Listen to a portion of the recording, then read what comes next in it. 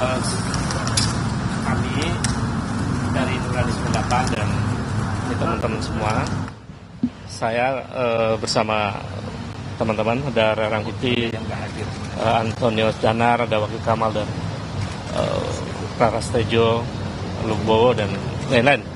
Sebetulnya banyak sekali teman-teman 98 yang masih berada dalam garis Nurani 98. Kami sengaja dengan niat tulus ikhlas untuk kepentingan bangsa dan negara hadir kembali ke KPK untuk saya mungkin sudah ke-5 kalinya datang ke KPK untuk hari ini untuk meminta agar KPK kembali menelaah atau membuka laporan saya sebelumnya, yaitu tahun 2022 dan tahun 2024. Karena tentang dugaan korupsi, kolusi nepotisme dan tindak pidana pencucian uang yang dilakukan oleh Joko Widodo dan keluarganya. Kami tadi diterima oleh Dumas, berdiskusi cukup panjang lah, 30 menit ya lebih, dengan namanya boleh disebutkan boleh tidak, tetapi diterima dengan baik dan agak perdebatan sebentar, tapi kemudian ketemu solusi untuk membuka kembali apa yang sudah pernah kami laporkan itu. Kemudian kenapa kami datang kembali ke sini? Karena ada konfirmasi yang cukup kuat dari laporan OCCRP itu. Jadi sebetulnya laporan kami sebelumnya terkonfirmasi dengan rilis yang disampaikan oleh OCCRP.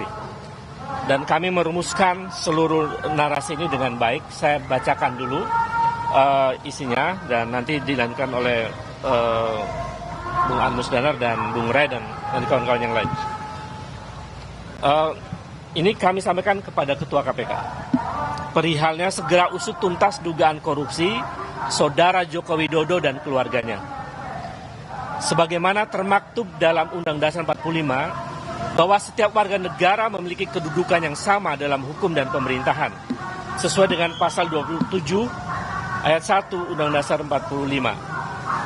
Atas dasar itu, kami bermaksud mengingatkan kembali kepada KPK agar dalam penegakan hukum untuk memberantas korupsi tidak tebang pilih, tidak tumpul ke atas dan tajam ke bawah. Siapapun sama di muka hukum, termasuk mantan Presiden Joko Widodo dan keluarganya. Bahwa KPK berdasarkan undang-undang ditegaskan bahwa dalam menjalankan tugas dan wewenangnya, KPK berasaskan pada kepastian hukum, keterbukaan, akuntabilitas, kepentingan umum, proporsionalitas, dan penghormatan terhadap hak asasi manusia.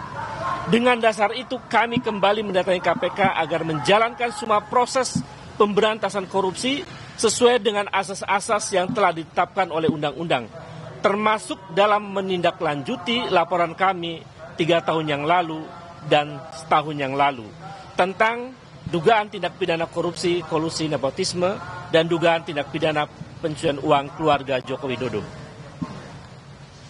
Bahwa mantan Presiden RI yang ke-7 yang kami laporkan KPK 3 tahun lalu bernama Joko Widodo telah disebutkan oleh lembaga internasional organisasi Crime and Corruption Reporting Project sebagai salah satu mantan presiden terkorup di dunia. OCCRP menyebutkan bahwa Joko Widodo secara signifikan melemahkan Komisi Pemberantasan Korupsi. Selain itu, OCCRP juga menyebutkan bahwa Jokowi telah merusak lembaga pemilihan umum dan peradilan Indonesia yang menguntungkan ambisi politik putranya bernama Gibran Rakabuming Raka.